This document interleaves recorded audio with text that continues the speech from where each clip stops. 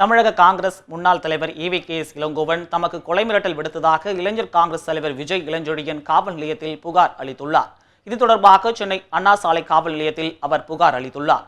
அதில் சென்னை சத்தியமூர்த்தி பவனில் இளைஞர் காங்கிரஸ் நிர்வாகிகளுக்கு அறை பெறுவது தொடர்பாக காங்கிரஸ் சட்டமன்ற குழு தலைவர் KR ராமசாமியிடம் பேசுவதற்காக காத்திருந்த போது அங்கு வந்த EVKS இளங்கோவன் தம்மை தகாத வார்த்தைகளால் திட்டி கொலை மிரட்டல் விடுத்ததாக குறிப்பிட்டுள்ளார்.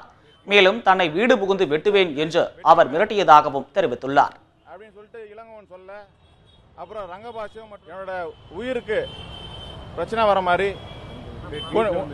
உங்களை வீட்டில் வந்து வெட்டிடுவேன் அப்படின்னு சொல்லிட்டு இளங்கோவன் சொல்ல, அப்புறம் ரங்கபாஷும் மற்றும் கோபனா அவர்கள் இங்கிருந்து வெளியே போக முடியாது, உயிரோட பார்த்துடலாமா, வெளியே வா, வெளியதான் நிற்கிறோம் அப்படின்னு சொல்லி என்னோட உயிருக்கு வந்து அச்சுறுத்தல் ஏற்படுத்தும் வகையில் என்னை மிரட்டினாங்க.